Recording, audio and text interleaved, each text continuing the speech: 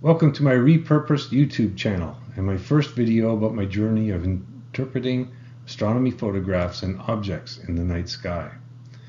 This video is the first in a two-parter of a recent talk I had given to my local RASC Astronomy Club at the U of Victoria in British Columbia. I think you will find this outer space video different, that I challenge many of the conventions that we have been told and suggest more scientifically accepted solutions to the puzzles that space present to us.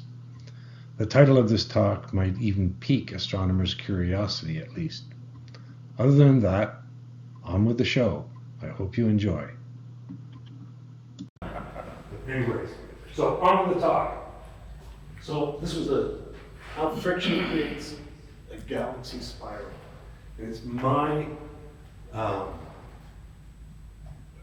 one of my purposes here is to talk about friction in space, or as for fluids, it's called viscosity or viscous drag. There's all sorts of words that you actually hear nowadays, like ram pressure, and those are all words that disguise viscous friction. In my other role, I will talk about spiral galaxies. I'll be showing a lot of pictures. The pictures you see are mine, taken from my backyard. It's such a fantastic hobby. If you're into it, or if you think you might be into it, join our special interest group. There's details on the website. Love to talk about it. But I'm going to talk about spiral galaxies in particular. And there's some in here. There's some other kinds of galaxies in here. But this is, in this figure, this is my favorite spiral in this figure. Is there pointing to the right spot? There's no pointing. That guy right there, my favorite spiral. This is the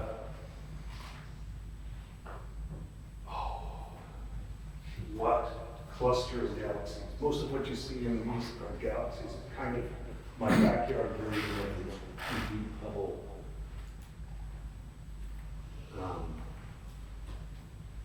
image, deep field image, that's what it's called. So I'm going to talk a little bit about if it's the same stuff, why is it so different?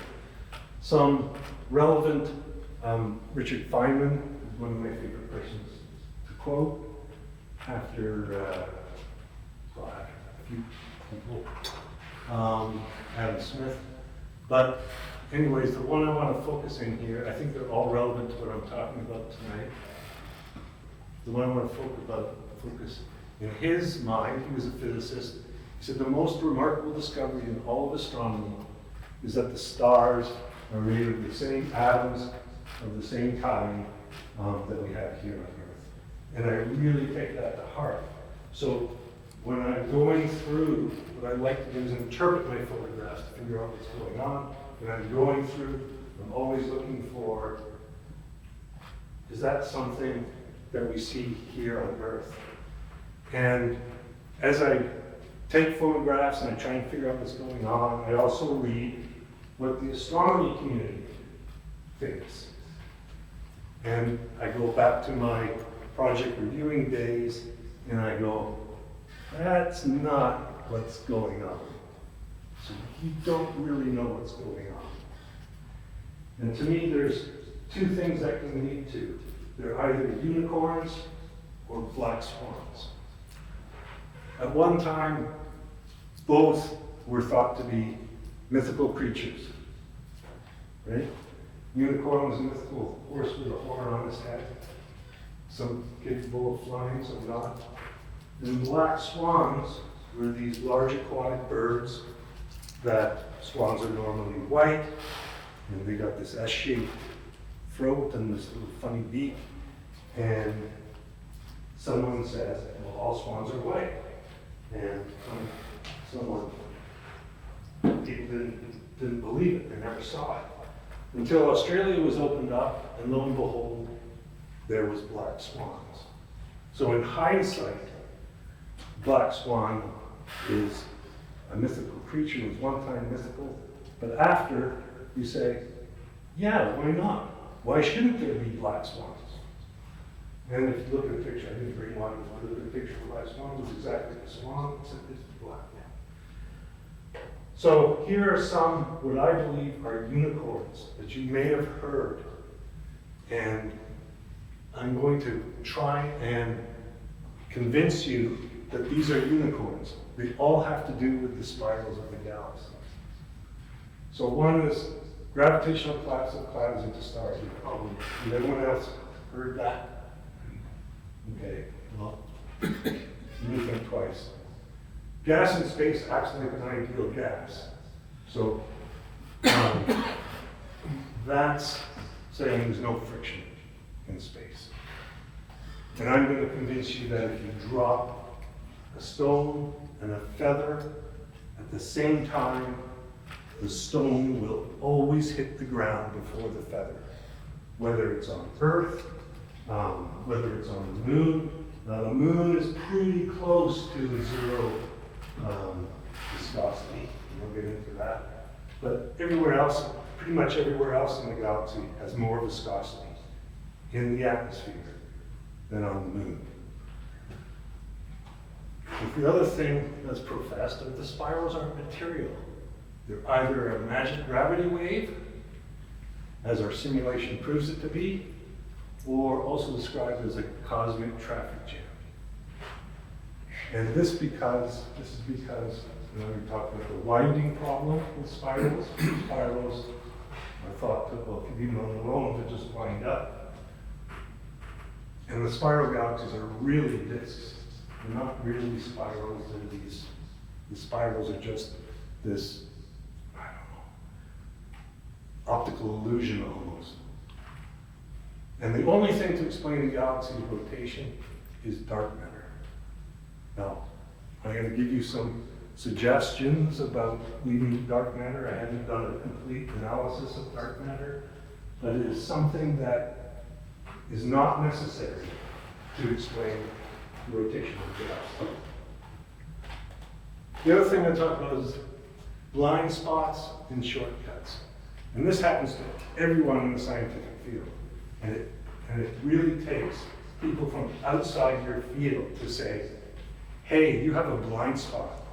You haven't looked in this corner yet. And that can really advance science. It's just someone from a different field looking at your problem and saying, you just didn't see this. You just didn't see you had a blind spot. And that's what I'm going to try. And we all take shortcuts, and sometimes shortcuts lead to these blind spots. So I'm going to try and offer some better explanations that come down to a change in your paradigm. So I better get on to this. So this is the first unicorn I want to slay. It says a gas cloud can become so large that it will collapse under gravity. And it says if the cloud reaches something called the Jeans length, then it will collapse under gravity and form a star. The fact is, gases, by definition, gases will always expand to fill their container. Full stop. It doesn't matter. You have to have a container or it will keep on expanding. I'll show you that in a second. So gravity can actually only contain the gas from within. And that's because gravity only sucks. It doesn't blow. Very simply. Now, still unconvinced. As for the paradigm shift,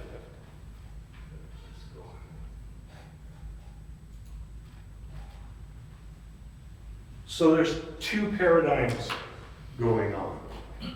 Astronomers are firmly on the right-hand side, and what I'm used to in thermodynamics is something on the left-hand side.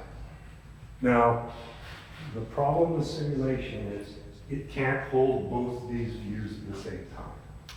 So in this one, you can see gravity and momentum, our angular momentum, are at play here. And it assumes sort of planet-sized and planet gravity type materials. So in the left-hand side, there are collisions, and you can see this in this big yellow ball. It forms a random walk process. It is entirely unpredictable. If you want to go after any one of the balls or anything, there's so many collisions going on. And an assumption, if we assume this is an ideal gas and these little black balls are molecules, that all the collisions are 100% elastic, so there's no energy loss when they bounce off each other. It's unpredictable except in some macroscopic properties. On the right-hand side, this is entirely predictable if you have a computer that's big enough to track each one of these particles as it moves through space, because it obeys the laws of angular momentum and gravity.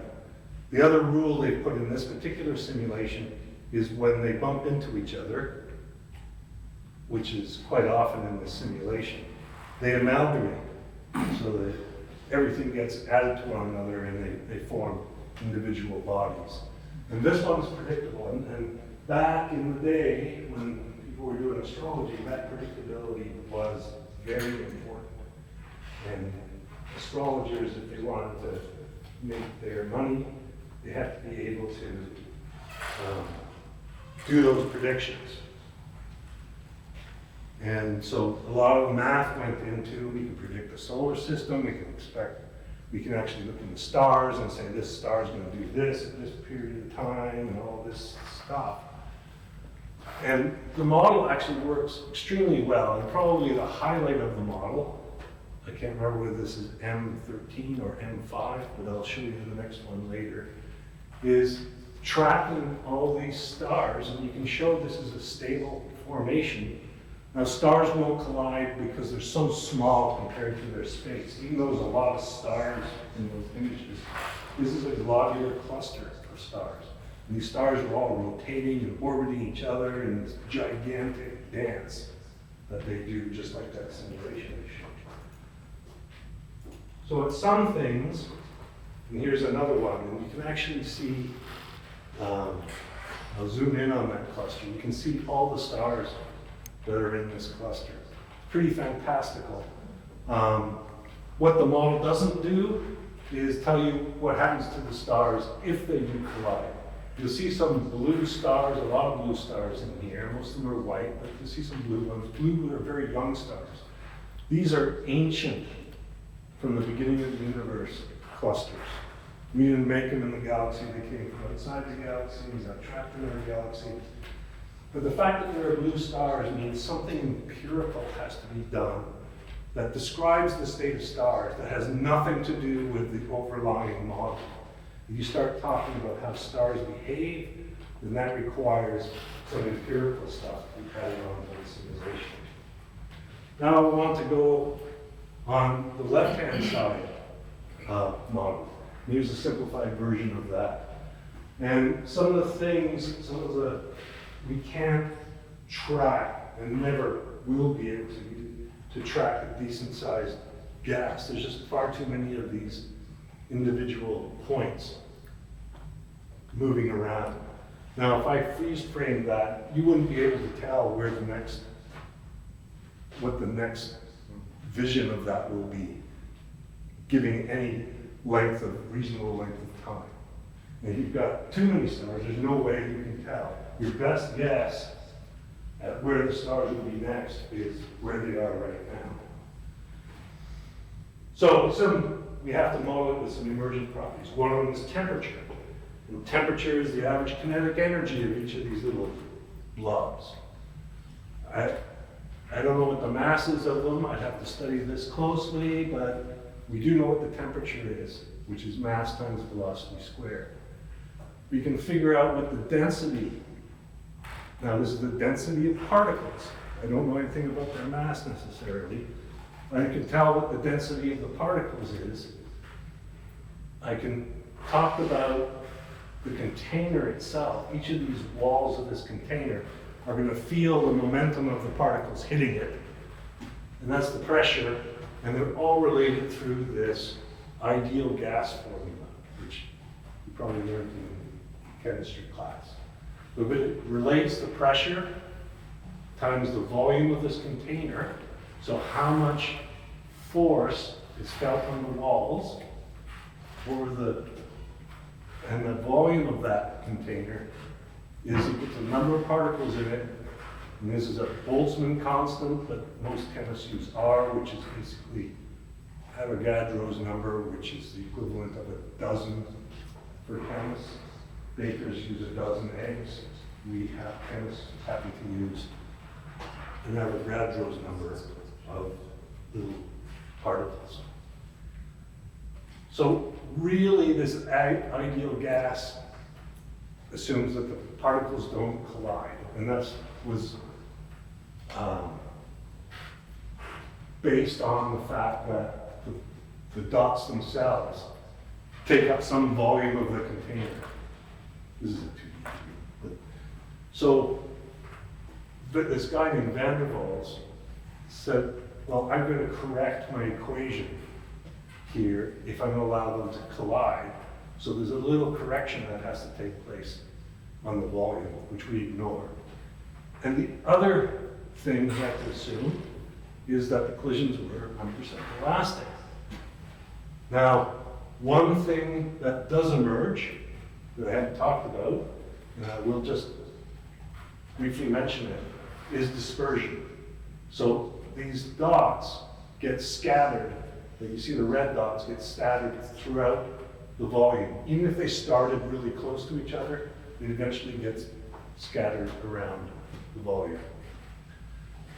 So for neutral, if we say these are neutral atoms in a gas, and we neglect any repulsive negative force caused by electron orbitals, and I'll talk a little about a second now, the gravity will always be less than those electromagnetic forces. So if we neglect those electromagnetic forces, we can also neglect gravity. And so for any real gas, you can always ignore gravity. So now I'm starting to bite into this gravity collapse thing. For neutral atoms, collisions, we neglect those attractive repulsive forces. There's no stickiness, there's no nothing. And if you look at one of those Newton cradle things, you can see they made them out of hard steel. Those are as close to elastic as we can get. And that's why when you start that pendulum going, it keeps going. Now, this guy named Joule, back in either the turn of the 18th century, late 1700s or early 1800s, he did this experiment, and it's a very illustrious experiment in thermodynamics. So he took a container, and he took a gas inside that container, an initial pressure, and a gas was at initial volume. And he put this all in insulation, and he let this gas expand into another volume. Okay, very simple. And we can calculate what the pressure is before and the pressure is after based on the volume before and the volume after. If it's done really slowly, in an ideal gas, the temperature should be constant too. So it's an isothermal and what they call adiabatic, no heat change. And there's this other parameter called entropy that is a very important parameter that will come when you do steam. If you look at a steam engine or any engine that you want to look at, or any thermodynamic process, And you might have heard of it as the disorder in the universe is one way of looking at it, disorder. It always has to increase. And we can do a calculation to see what, using the ideal gas law, and here's the equation we got for entropy. And it's got the logarithm of the final volume over the initial volume. And if the final volume is bigger than the initial volume, this is greater than 0, means entropy is greater than 0, which means this will happen. If I put this, if I leave this for a day and come back, you'll never find all the molecules on the left-hand side again. Because that'll be a violation of this entropy rule that says it must be greater than 0. So basically, if you have the gravity collapse of a cloud, that would violate the second law of thermodynamics. And you don't mess with the law, so thermodynamics wins. Okay? So it can't go backwards. The other things that's worth doing is just taking a look at the consequences of the ideal gas law. One is,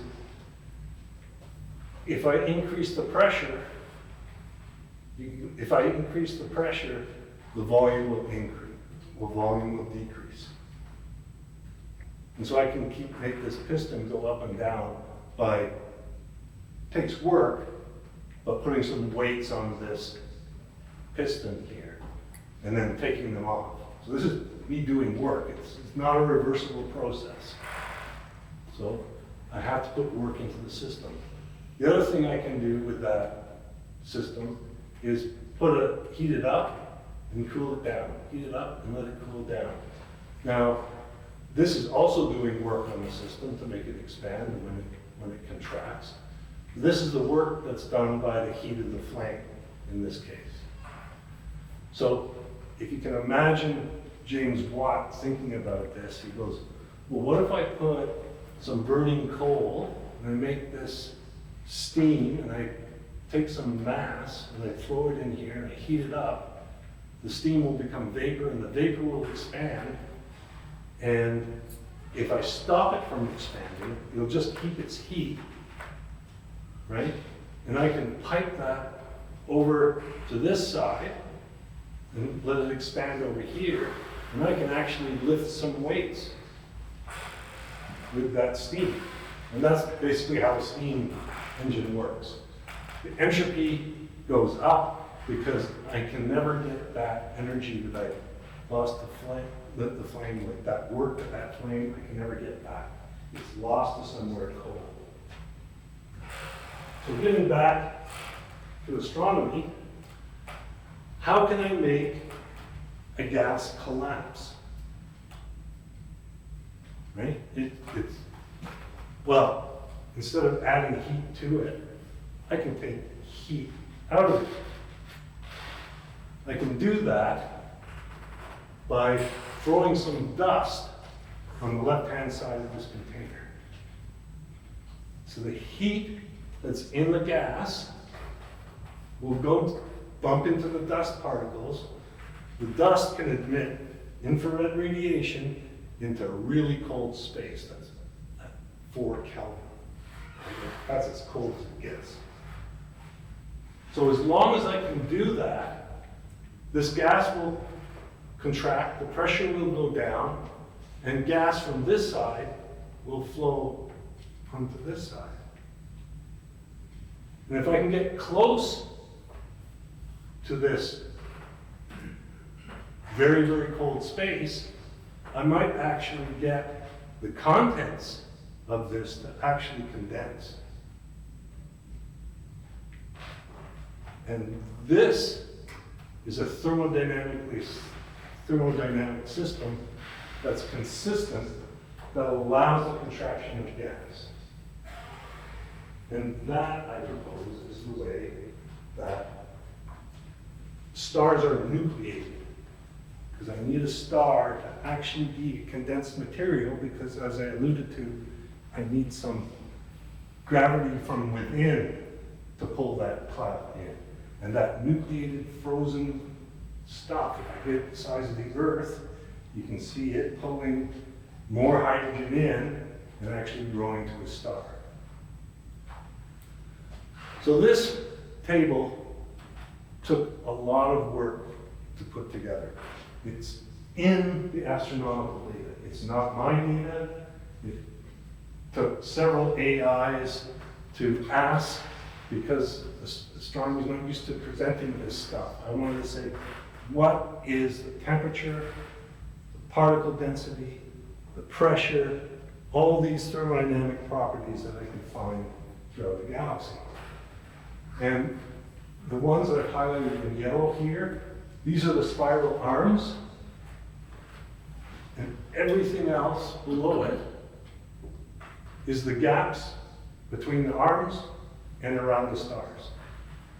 So there's a couple of things I want to point out, is right in the dense core of the spiral arms, the dust gets the temperature down to 6 to 12 Kelvin.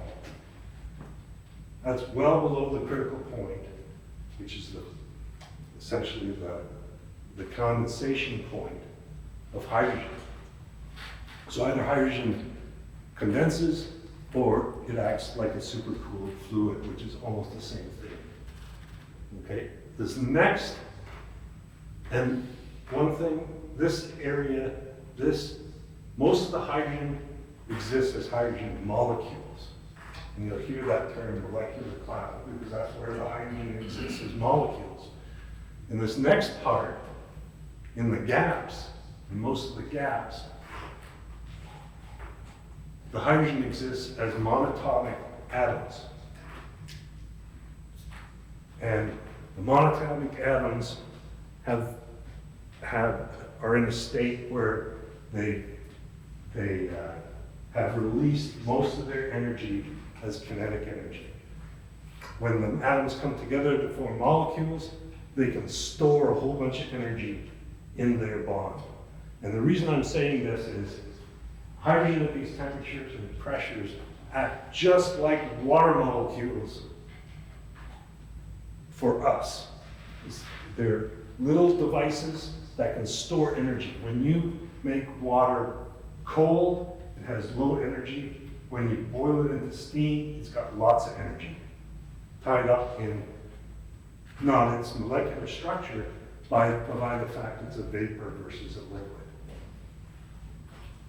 The next thing, the next area, this is ionic. So here most of the hydrogen is in ion form. And in fact, you can see the temperature is much higher, get up to millions of degrees. Where we sit in the solar winds, we're kind of in between this warm ionized medium and hot ionized medium. So if you go out into outer space, the particles have a lot of kinetic energy. Their temperature is really higher. You don't feel it in your spacesuit because it's so low density. So out here, you can see the density of particles goes up by a factor of 1,000, 10,000 into the molecular clouds. That's important too.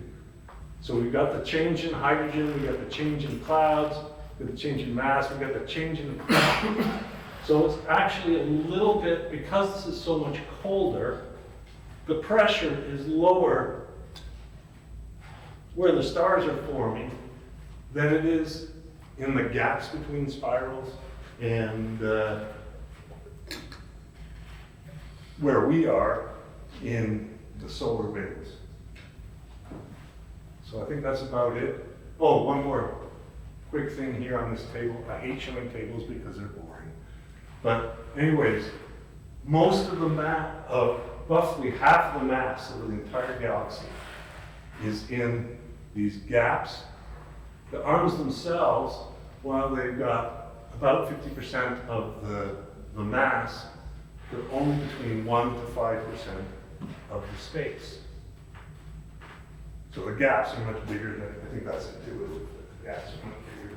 That gives you an idea of how dense, relatively, things are. One more thing about this model, I just want to say it is a very universal model. And I'm just going to touch on some of the things. It's used to, basically this model is used to solve the Schrodinger equation. So this is the kind of model, it is a universal model. It's used in control theory if you're an engineer at all. It's used in finance. You might have heard of the Blackman School's option pricing model. It's used there. And the other thing I'd just like to touch on, like I'm just on the edge, we're sitting here going, okay, there's this dark energy that's needed to combat gravity in order for the universe to expand. And everyone's trying to figure out that. They're trying to use the method of MOND, which is a change in gravity that everyone's trying to figure out. And I'm just wondering if it's a paradigm shift that you need to make. Because if we look at a random walk for some particles, you see over time in 3D space, they will go farther and farther away from each other. There's that gas expansion again. And it'll form a normal distribution, statistical distribution of where they are relative to where they started out. This is a natural expansion of space.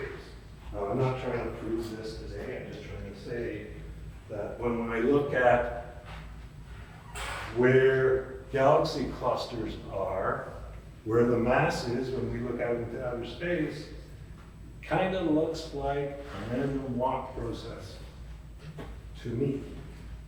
And note that because these galaxy clusters are so far apart, the gravity between them has got to be really small.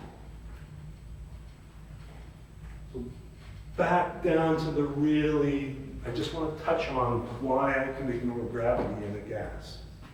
Sort of ignore gravity in a gas.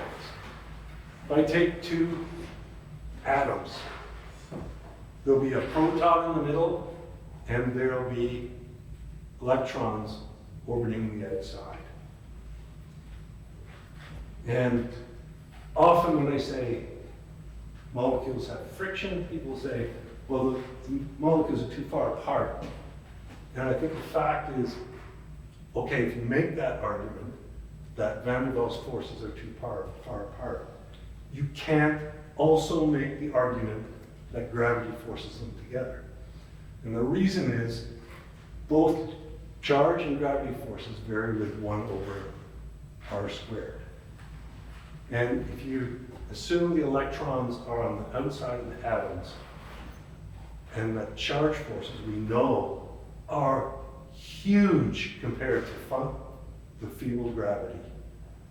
And in 1 over r space, if you converted the forces, you would see these electrons being slightly closer together than the center of charge, means that for these neutral atoms, it goes for almost any atoms, there is a net repulsive force.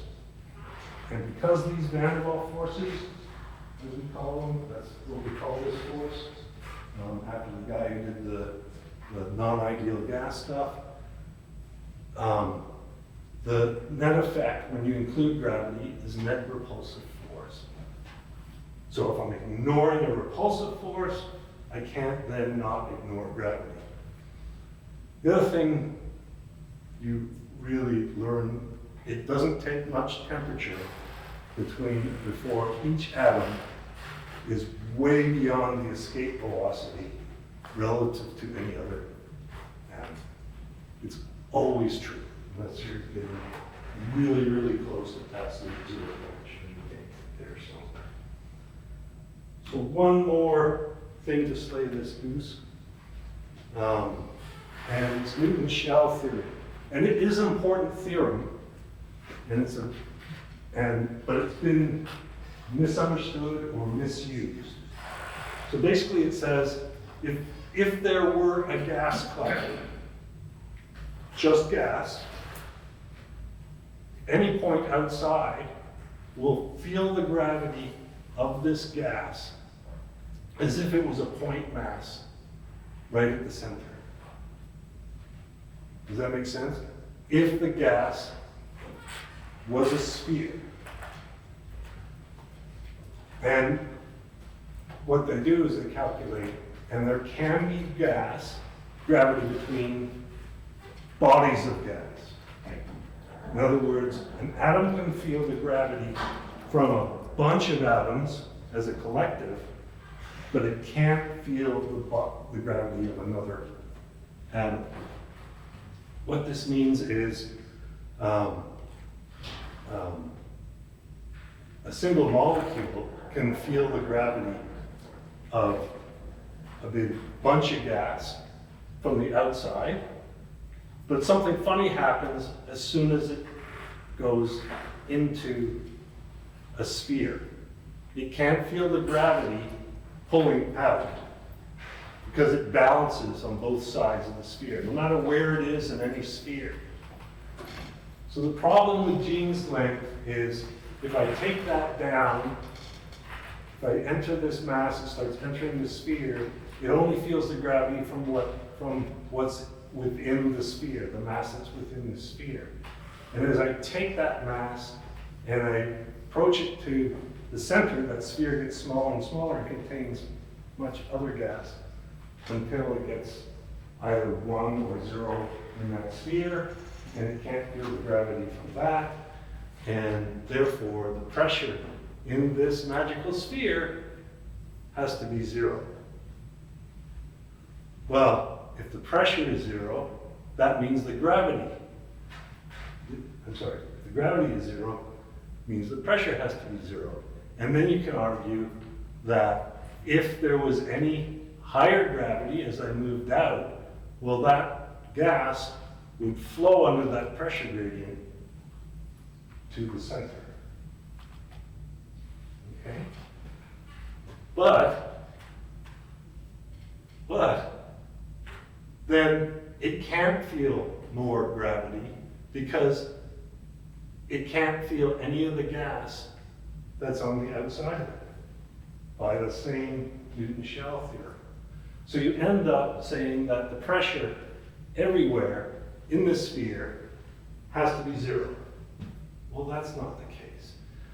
The flaw in this is it assumes that you've got a static, circular, spherical gas cloud, which cannot exist because we already showed that it's always expanding. So the gravity, the force of gravity, always has to be less than the pressure on the circumference. Pressure is omnidirectional. Gravity is only in one direction. Pressure blows everywhere. Gravity can only suck. Okay? So, Jean's theorem is actually being called Jean-Swindle, not my name, but that's what a lot of call it. It's used to create stars and still preach this gravity collapses preached, but it is in fact the unicorn. That was a lot of effort, but it'll all come together, I promise. Okay? A little bit of a diversion, and it goes back to that entropy. And I'm not going to go through this step by step, I'll let you read it. But initially, Schwarzschild in 1916 proposed that black holes were a singularity. And when I learned about black holes, because I know about thermodynamics, I went, that doesn't sound right to me. Singularity is a very special thing. That means there's mass in a spot that has no volume, 0 volume.